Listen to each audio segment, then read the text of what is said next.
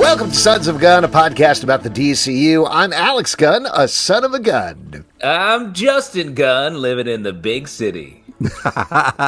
I'm Pete.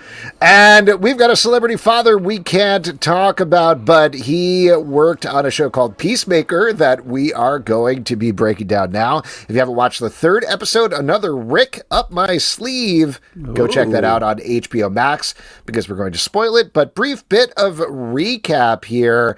Peacemaker is headed to an alternate universe through the quantum unfolding chamber. We all like to call it DC2. It's really catching on.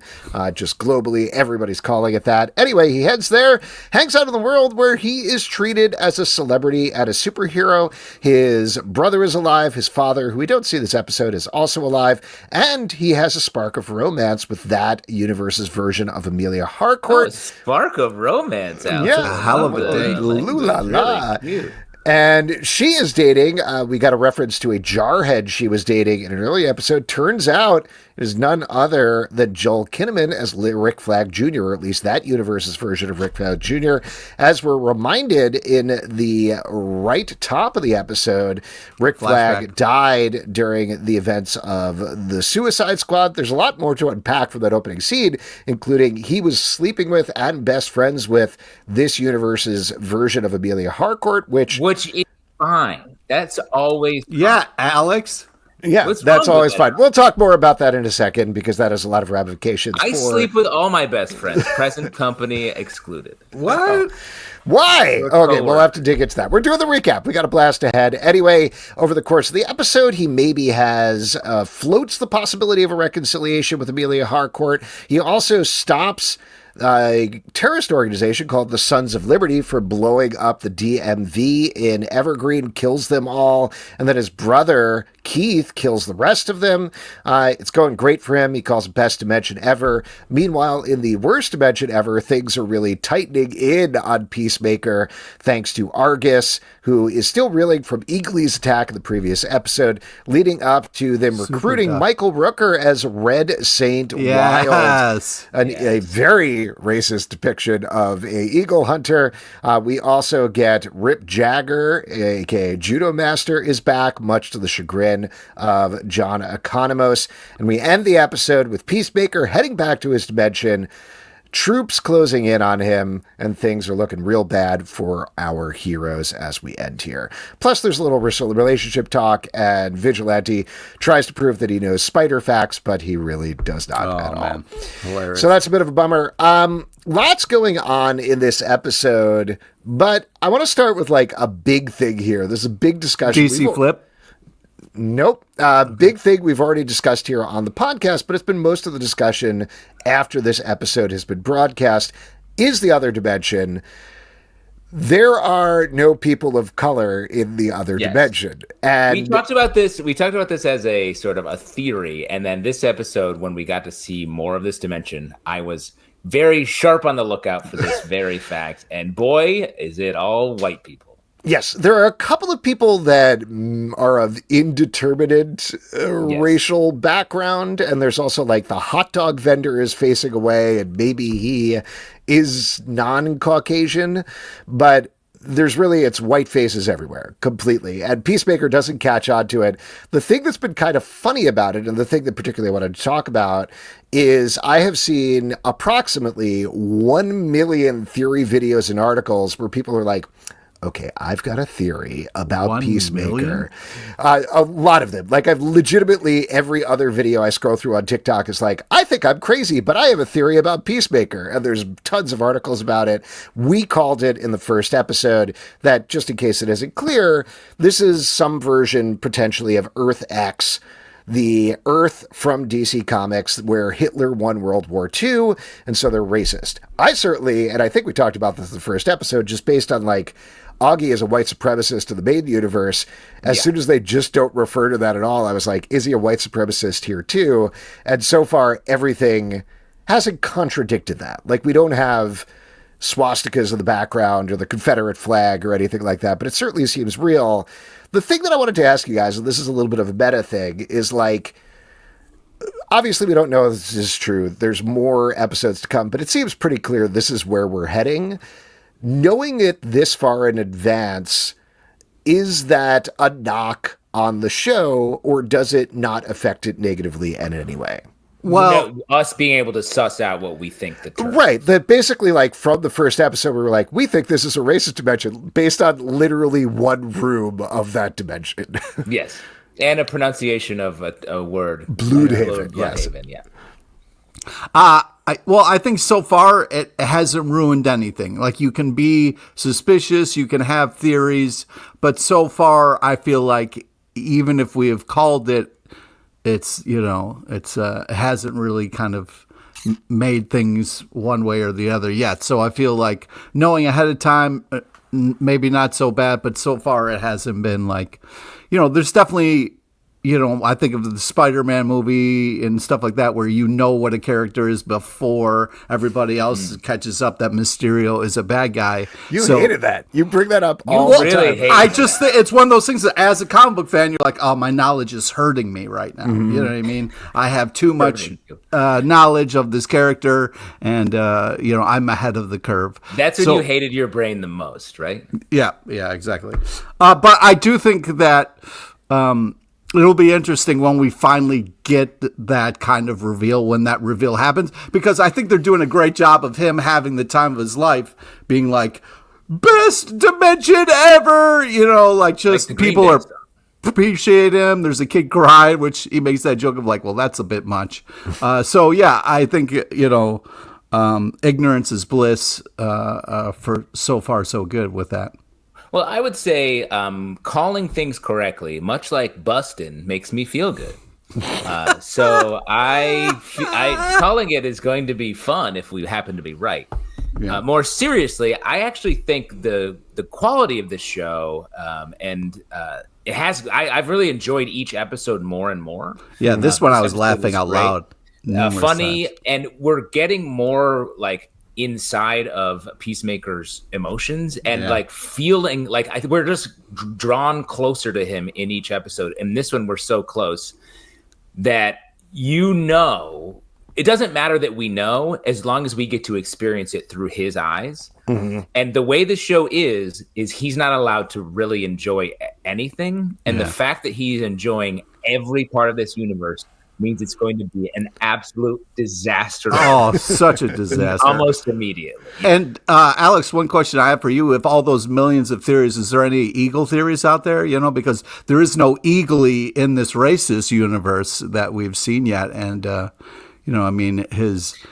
Well, okay, so just to point that out and then to get back to what Justin was saying, I saw a lot of people point out, like, ooh, there's no Eagly. What does that mean? Are Eagles verboten in a German society? Really also, they pointed out, like, there's no Adebayo in there. Isn't that interesting? But there's also, like, no Economos. Yeah. We've barely touched on it. And it's been an exclusive. I think that's the point, because I bet in the successive episodes, we're going to meet those characters. Mm-hmm. And that's what's going to pull Peacemaker to take down this universe that is bringing him such happiness. Can't see. Yeah, I totally agree with you. And I think the trick with this sort of thing is it doesn't matter if you can predict it. That's not it was so predictable. I knew it from episode 1. I think that's fine as long as the characters are on the right place to realize it. Like, if you're past the point where the characters themselves should realize what's going on and they don't, and then you have to, like, go through these plot convolutions for them to continue not to realize it, just so you can get, like, that wham of a twist, that's when it doesn't work. On the other hand, exactly like you're saying, Justin, if we do get this moment later on where, and I kind of think we're going to get this, where, like, we get a wider shot of some of these things where he starts to go back and be like, oh my God, right outside of that. That would be a very funny way. Well, because he's so focused on Harcourt in the second, we can talk more about this, I think, stuff going on with the Sons of Liberty, and there's going to be a flip there as well. But like, I think there's going to be this sudden realization, because he's just like, he's in this joy of, my brother's alive, my father's alive, Harcourt likes me here, people love me, that he, whatever it is, he's not a totally dumb guy, but like he's a very earnest, surfacey guy, Peacemaker. So him being like, I'm all in on this, let's go. And then he's put these blinders on about whatever else is going on. And and that, because like Ads kind of has that conversation with Harcourt where they're talking about Peacemaker, and Harcourt's like, yeah, there's nothing serious. This guy's a joke. He wears like a clown uniform. But Ads is kind of saying, like, yeah, but there is an earnestness to him. There is a goodness to him. So yeah, I think the show is reflecting that in the right way. And just like Pete, when it came to Mysterio, it's our brains that are the fault here. Mm-hmm. Like, we know this stuff because we know this world. Like, doing research about something and finding out the answer and being like, I'm mad at this, is like, no, that's not how it works. When Hamnet comes out later this year, all the book people could be like, what's also history? So, like, it's okay for them to take inspiration from the DC universe. That's literally what the show is saying. This is to throw out a random theory here, but I think like one way of executing it properly is he's all in on this dimension. It's a great dimension. He's having a great time with it. And he's like, come on, Adebayo, I gotta show this dimension to you. And that's when he realizes things are just horrifically wrong, because she'll catch on right away. And that's really a really fun way. And like, look, we get the setup for some version of that at the end of this episode with his house about to be like, I don't know how the dimension works, but I can imagine him ripping the door out and running to a friend's house with it or something so that it can be in a safe place, because that's all he cares about now, I think. Yeah.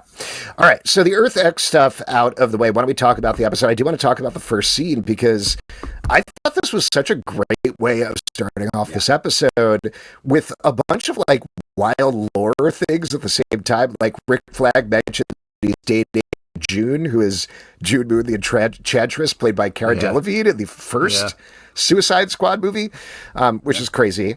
Fun. Also, this is like getting crazy theory brain, but I feel like that may not be an idle name drop there, because he's like, if anything happens to me, she'll tear. I kind of think James Gunn has been, and I was a little confused because I was like, who is there? There's the Superman cast and that's it, and that's not going to be the craziest thing.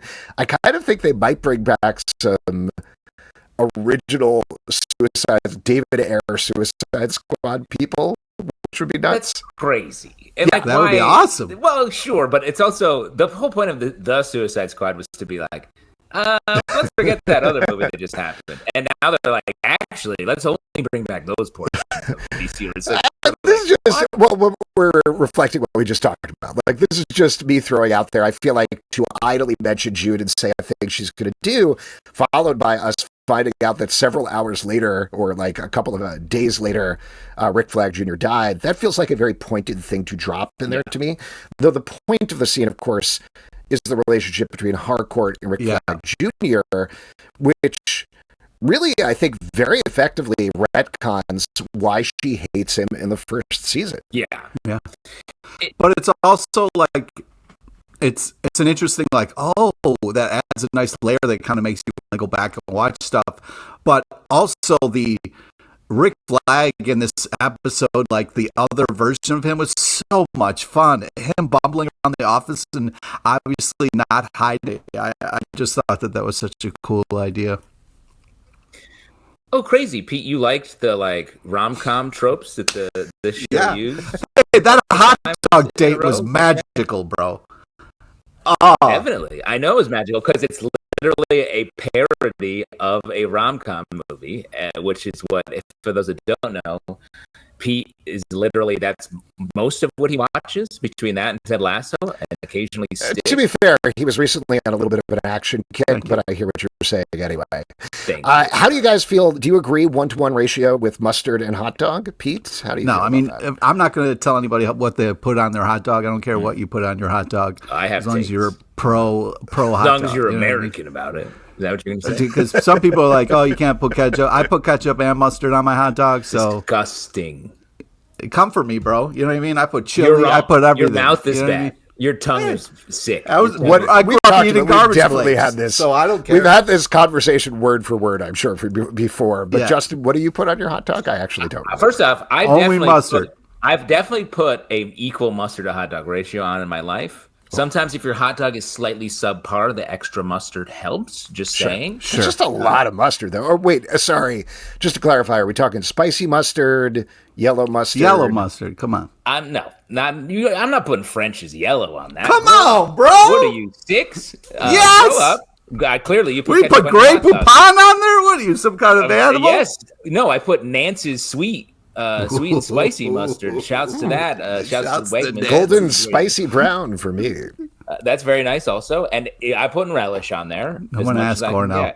And that's a perfect hot dog. And if Well, that's too much relish. I'm talking about a snappy griller. The white hot dog that you can get also at Wegmans. White and it's an Hots. upstate Come New York on, treat. Come on, Sometimes White called Hots? White Hots. I had sometimes some this called weekend. They were Conan. delicious. Do you know who probably loves white hots? Are the people who live on the alternate Earth to the DCU? Probably, right? Yeah. You guys think? The only hot dogs they have. I don't know. I wouldn't. Yes, I want to throw out a theory that I don't think is correct, but I did read this on Reddit, and I thought it was a fun idea, but I don't think it's how they're going to go.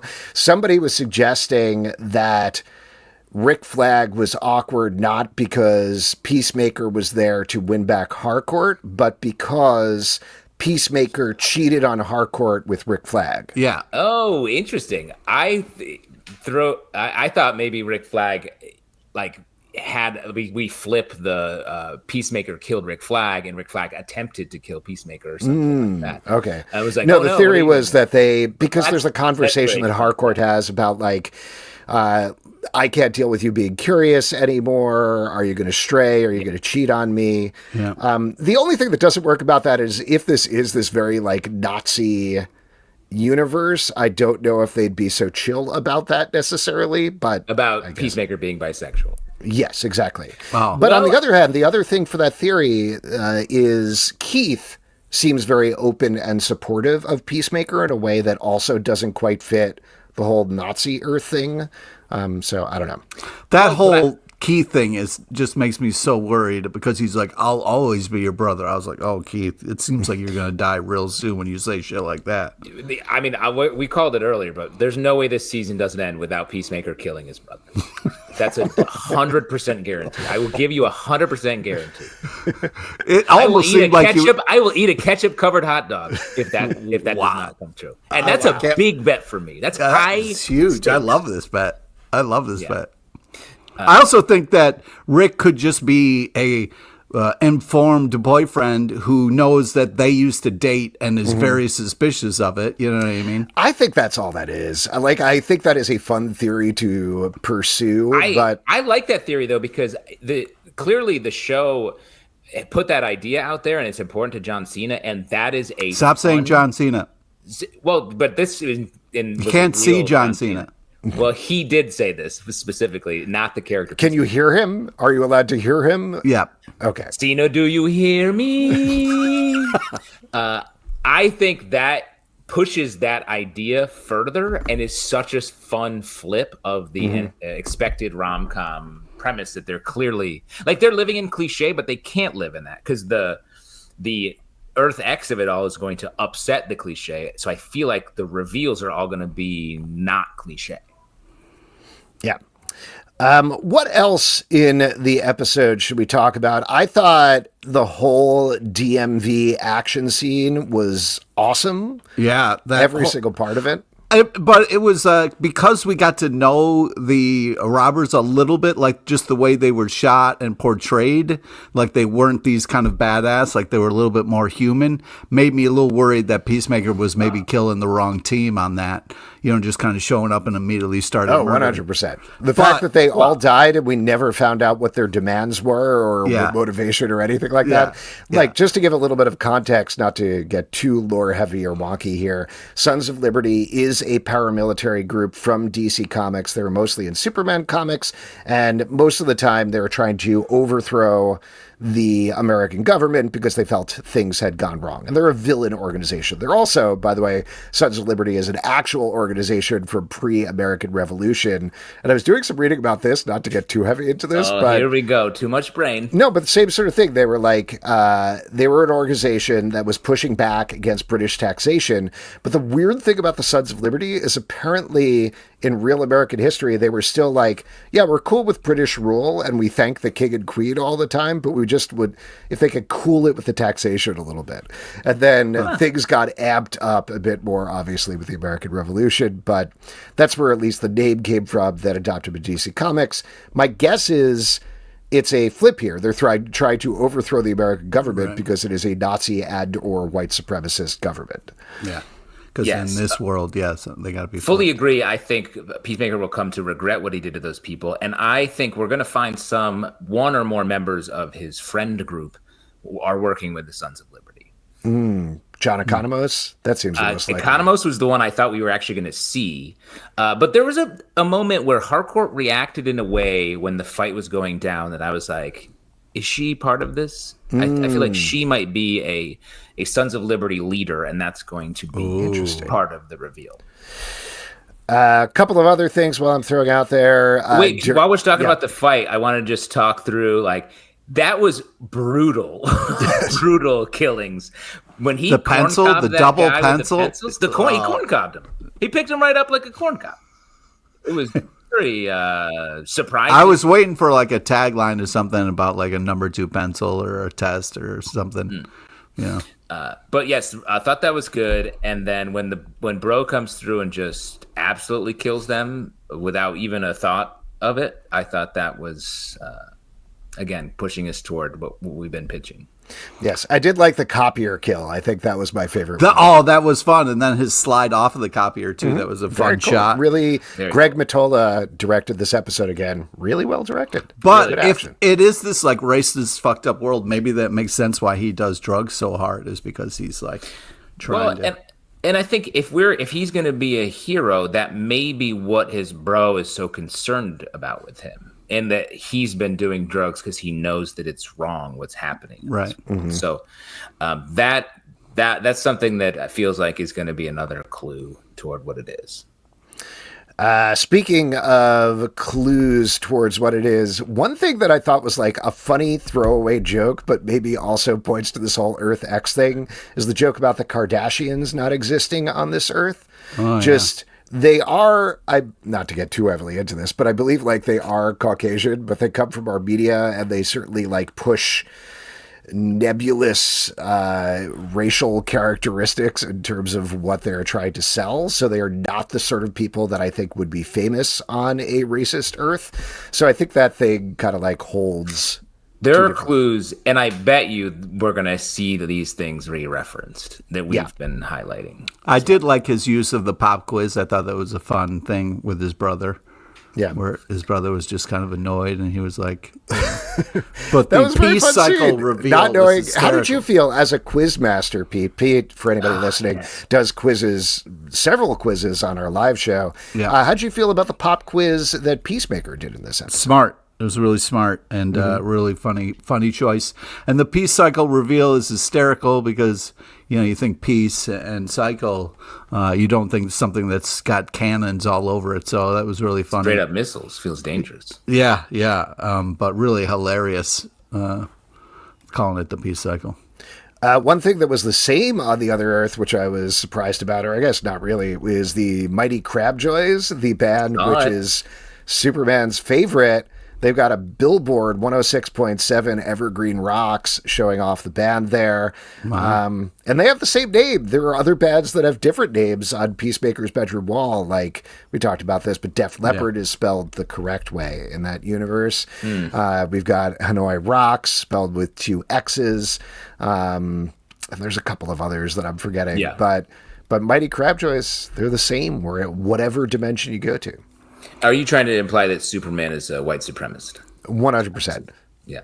Yeah. Great. Okay. There it is. One thing we should talk about, Okay. we're very theory brain this episode, and I apologize, but the other big conversational topic is what cameos we're going to get by the end. And I know I threw out potentially June Moon, the Enchantress. There's been talk, if it is Earth X, if we're going to see like an Ubermensch Nazi Superman potentially by the end. The other thing that came out this week is that the next movie featuring Superman is going to be Man of Tomorrow, written and directed by James Gunn. David Cornsweet's going to be back as Superman. Nicholas Hoult is going to be as Lex Luthor. They showed off an awesome beat of Jim Lee art with Lex Luthor in the power suit. And James Gunn said that he seemingly jokingly was like, tonight, check out the prequel to Man of Tomorrow. Peacemaker is on HBO Max. And somebody was like, wait, does it actually connect in any way? And he was like, directly. So, Really? yeah, in the cameo realm of things, who do you think we're potentially going to see from Superman or themes from Superman that are going to connect Peacemaker season 2 to Man of Tomorrow? I mean, the speculation on Man of Tomorrow is there's some time travel involved with given the title, and we were speculating in the Comic Book Club Discord, which you can join if you join our Patreon, where that it may be a Legion story, that Lex and Superman may be teaming up. So like, Ooh. it could be fun, but like, you know what it is? Probably, are we going to get another one of the doors going that universe? Yeah, I mean, that's my suspicion, is the way that he's saying directly is he's been very clear that the portal thing that Lex Luthor did in Superman ties directly to the quantum unfolding chamber, and Peacemaker said that is a big plot of the DCU.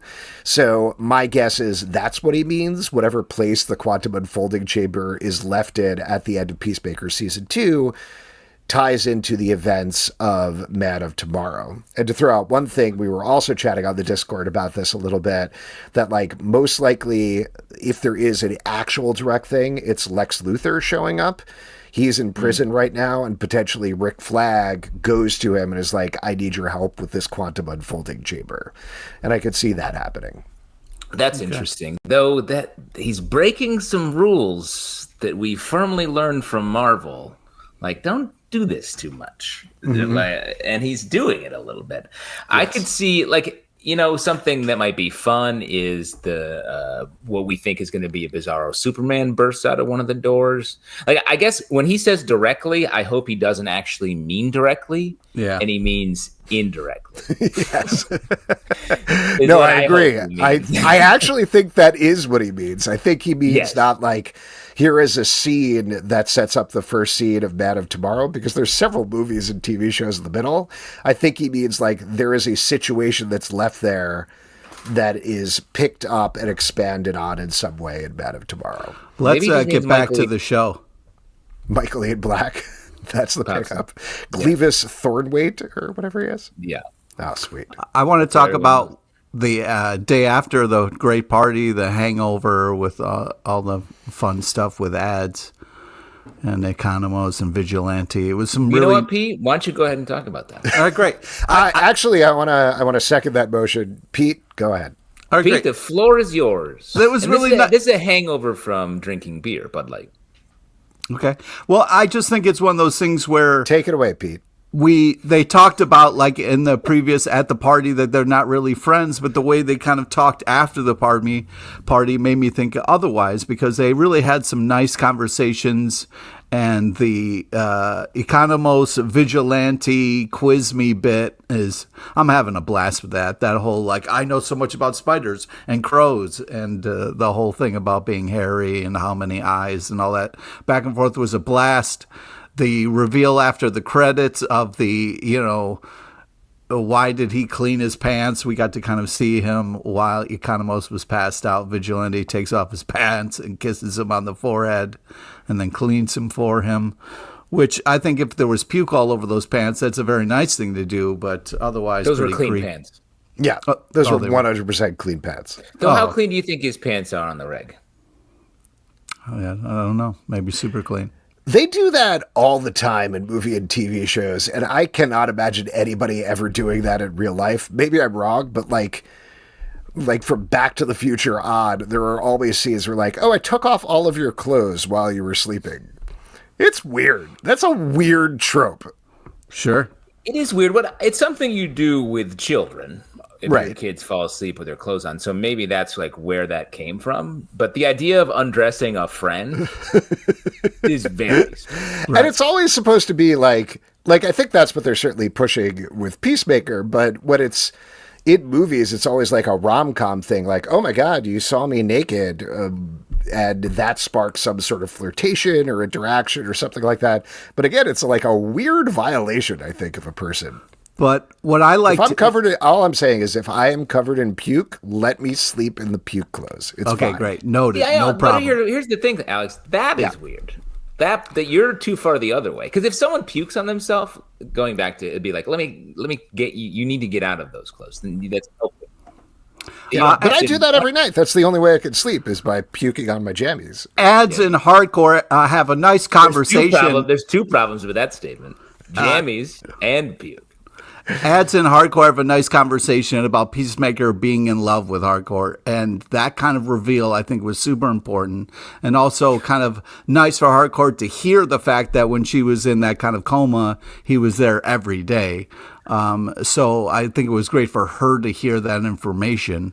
But it's also tough at the beginning of this episode. I really liked her and Rick Flag together, because before I was shipping Peacemaker. That's what you're shipping? I was shipping Peacemaker in Harcourt, but after that I was like, oh, they're so cute together, and they're back and he's forth. dead, so Well, yeah, but we see him a lot for a dead guy in this episode. I will throw out there, this is another just wild theory, but I think there's a possibility, I don't know if this will actually finish up this way, but there's a possibility that I think Peacemaker tries to bring Rick Flag Jr. 2, the dorky one, back to the regular universe as a way of making amends, because so much of the season is about him dealing with the ramifications of killing Rick Flag Jr. So I could see him being like, Harcourt, I brought him back. Rick Flag Sr., I brought him back. This is your son. He is alive now. And it's just not the same thing, so it doesn't work, but I could see him trying to do that. That's funny. Wouldn't he have to be, depending on how bad this Earth X, if it's the full Earth X like we're predicting, doesn't he have to be a hero over there to bring him back and have him? Yeah, probably. I mean, there's a lot of things working against that theory, I would say. I mean, well, I will say it would be extra funny if you're like, hey, I brought your son back, but he's a Nazi. You're still going to love him? Oh, what do you think?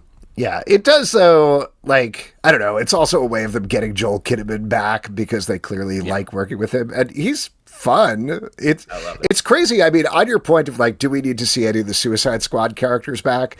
I remember when they were like, Joel Kinnaman, why are you bringing him back for the Suicide Squad? But he was like pretty solid there. He's good. And then in this episode, he was great. So He was great, yeah. I like him as an actor. I Me watched too. him in every frame of the Apple NASA series. Oh, yeah. It's not Mission to Mars. No, it's 3 words, and it's like above all space or something like that. Yeah. And he's great in that, and he has to no. wear old man makeup to the point of absolute parody by the end of that show. Cool. Speaking of parody, Tim Meadows. For is all just- mankind. For all all mankind. Tim Above all Meadows. first, like I said, above all space.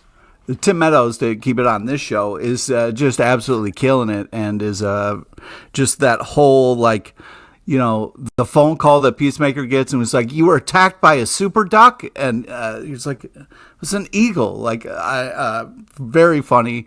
And also, she was very specific on the phone. She said only one eagle. So I was like, oh, there goes my whole theory of maybe there were 2 eagles. There's like a racist eagle, but Well, I mean, you're on the same note as Red Saint Wild, who also is like, I'm going to kill any eagles that I find, and they're like, just kill one eagle. Yeah. So he seems to think there's other eagles out there, Pete. What do we think of this? You and the very racist guy are like kind of the same. What do we think of the Michael Rooker? Well, I'm just so happy to see Rucker. So it was kind of tough, because I was like, It was oh my a big God, this surprise. is horrible. He's only been in everything that James Gunn has ever done. Well, I'm glad to see him. Yes. Well, what do you think about the fact that, like, this is, I think, the third or fourth role that he's done in the DCU so far? He was Savant at the beginning of the Suicide Squad, one of the crew that got killed on the beach. Right. We all know. Yes. He was, I'm forgetting the name of the character, but he was the guy who brought in G.I. Robot back in the day and turned out to be a white supremacist. Yep. And then got killed.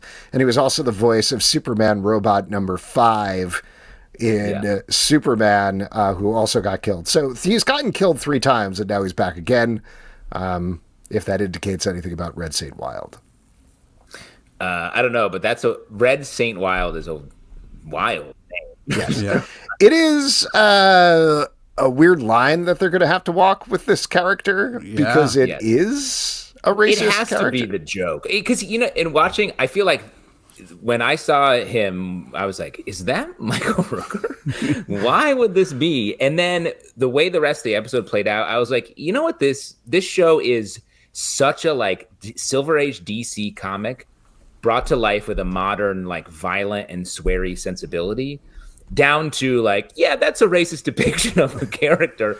And that's just what's happening here right now. Except it is broadcast in 2025, and we need John Economos to be like, by the way, you are fucking racist. We need that line. And I'm surprised that we didn't get it. I mean, that has to be what this is about at some point. Yeah. If it was a non-celebrity and it was just a dude and they just had him be there, I'd be like, did they just have a weird hole in their brain that this is a racist depiction and they missed thinking that? Which happens on television for sure. But with the fact that it's a celebrity in there, it's like, this has to be in on the joke. Otherwise, someone would be like, don't do this. Especially if they're playing with the idea of a whole racist dimension. Also, the Tim Meadows character being like... You're talking more about Tim Meadows than he talked about. His being like, is my bird blindness hilarious? Very. But then he's like, but look what happened to titties. I fell out. I mean, the rhythm of that line. That was very clearly a Tim Meadows line. So well delivered, man. An interesting thing. I can't remember whether this is on the official podcast or I just saw an interview about this, but apparently James Gunn has loved Tim Meadows for a while and talked to him a bunch, but they apparently auditioned more people for the role of Langston Fleury than any of the other roles on the show. Oh, wow. And couldn't figure out who to get. Nobody was getting it right. And he's like, well, I guess we could call Tim Meadows and see if he's available. And he was like, sure, sounds good. And just signed up. And then beyond that, we were also talking, not to keep plugging our Discord, but Justin, last episode, you had called a scene of being like, that's clearly an improv scene, the thing with John Economos and Tim Meadows. And apparently that 100% was. That was just them going, the cameras rolling. All of Tim Meadows' stuff feels like they just let Tim Meadows go wild on set and do his thing and then figured out what works later. Yeah. Well, and I do think the comedy is really working so much better in this. From the first episode, it keeps heightening really well, I think.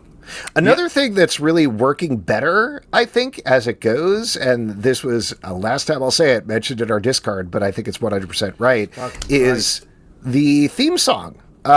Which I wasn't quite sure about at the beginning, but I think as we get a little sweeter and more poignant with these episodes, there's a real melancholy that comes off of that song, and going from that montage of watching Rick Flag die, Peacemaker, what a joke, into Peacemaker dead serious doing these dance moves, to a song that almost occasionally feels like a wake song in a certain way. Right. Yeah. Really, really worked in this episode in particular.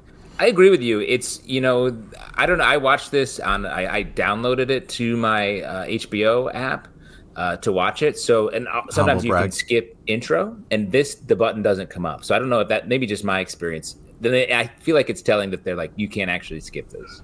You have to. It's worth it to watch it.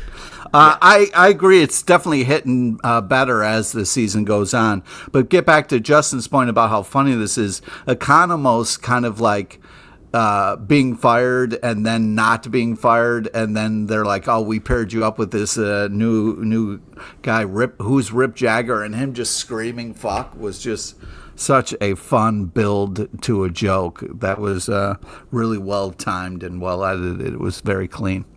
Yeah, it was good.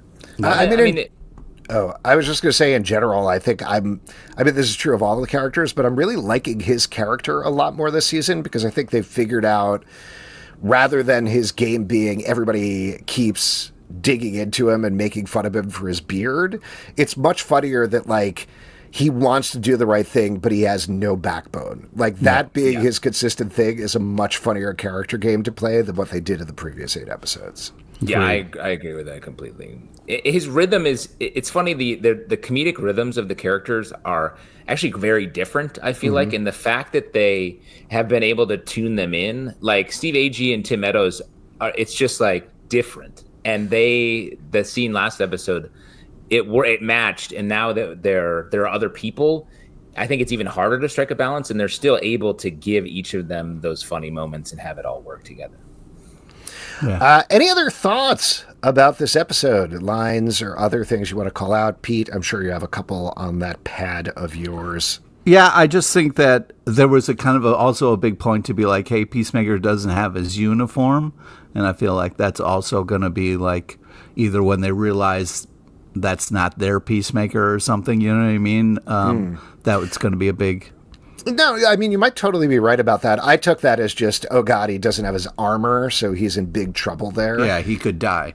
Yeah, but you might be right. I mean, certainly he's going to have to probably take on the other Peacemaker's armor because the doves are flipped, so he's going to have to wear it if he hangs out of that universe, but we'll see what happens. Well, and I feel like there's another shoe to drop about what happened with this previous Peacemaker, because something did. Like we talked about with the brother, it feels like when that kid's crying, it's the kid seems scared. And it's like that Twilight Zone episode where everyone's like, "You're great. I love living in this town where I'm trapped."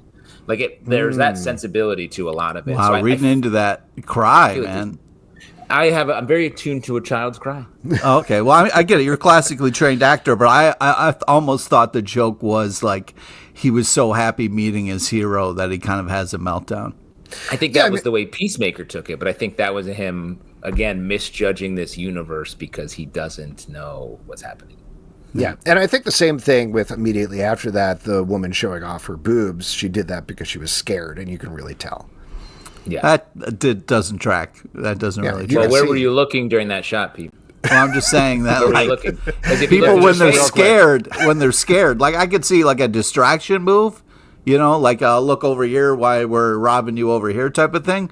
But that didn't really seem like that was the move. Yeah, but sorry, just to get back to Justin's question, where were you looking during that scene? I was looking at the her face the whole time, not her piercings. Okay. How'd you know? How'd you know, Pete? Well, if you look at her eyes, you can see the refraction of the piercing. He's right. He's right. Reflection. Wow. Yeah. The reflection. Yeah, totally. You got to like enhance. Yeah, and you can see her eyes are reflecting the mirrors from Peacemaker's P-Spike, which were reflecting the piercings in her boobs. So you saw her boobs is, I guess, the point. Nope. Technically. He didn't see them, he sensed them, almost like a daredevil.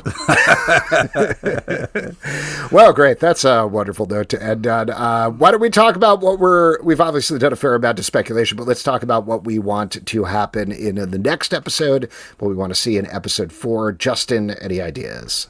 I mean, I think this episode was so good, and it was so, you mentioned the direction, the way like Peacemaker, there were a lot of close-ups on him, and it was like I said, that rom-com stuff put us into sort of his mindset, his like rose-tinted glasses, look at this universe. So I think that's really cool, but I'm ready to see the dark side. I want to flip. I wanted to, maybe it's the end of the episode where it fully flips. Maybe they're waiting for mid-season. I don't know, but I think I want to get enough clues in this next episode that we can feel confident about where it's going. I feel like we're going to get an Argus episode where we're going to kind of in our world kind of have this confrontation with Argus, and either, you know, like Tim Meadows joins the fold or something happens, so there isn't this constant kind of you know. But does anyone have any Tim Meadows predictions or not? Oh, I guess Pete, you covered it. Or Tim Meadows, please, and always be Tim Meadowing. So there were a lot of people with the end of the episode who were wondering whether Eagly is going to die, which... I would like to continue to watch the show. Here's what I want to see happen comedically is they had Eagly wreck that elite task force, the Black Ops force. Now that they have like 4 times the soldiers coming in, I want to see Eagly wreck them too. Like, I think that's how you raise it up. That's how you heighten the joke there, is that being like, there's no way Eagly is going to get out of this one. And then he absolutely does again. But we were setting up for a Peacemaker Argus fight here. Peacemaker, but they also have Red Saint Weil, and it's an Eagly kill squad. Like, they're going after Eagly at the same time. They are right? going after Eagly, yeah. Yeah, no, but I just think he's going to be. You think Peacemaker is going to wreck him? Or maybe the racist eagle from the other dimension wrecks him, you know? We don't know if that exists yet. Right. I mean, if it is a bird over there, like, what's the most racist bird we could think of? Jeez, yeah, I don't know. Great point. Parrot? I mean, falcon, right? What? How Falcon. dare That's you? That's on the Nazi insignia. Yeah, like on their cars and stuff. Oh, wow. Yeah. Nazi cars. The most racist car. What's the one the Red Skull drives? Pete, you got to know that. I think a Kia, right? What's the one that hamsters drive in the Kia commercial? Kia Sportage. Yeah. God, that car's racist. If you drive a Kia Sportage, you are a racist. How dare you? Here. And if you'd like to support our podcast, patreon.com. Let us know what racist car you drive. Oh. Patreon.com/comic book club to join our Discord so we can talk about it more on the next episode. Yeah, let's plug the Discord more. People love hearing about it. Pete, you're on our side here. I just can't. You know what? Yeah, I'm on the audience's side. You know what I mean? They like that too. That's and I like it. I like chatting not when with you're them. overdoing it. You know what I mean? You know what? I was gonna come strip you nude and clean your pants, and now I'm not tonight. Aw. You ever get stuck between naked and nude? That's what I just did. All the time. All the time. But like physically, I'm stuck between naked and nude.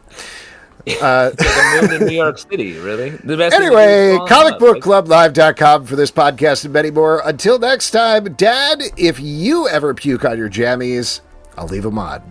I think you got that from Dad. That's a jammy puking gene right there.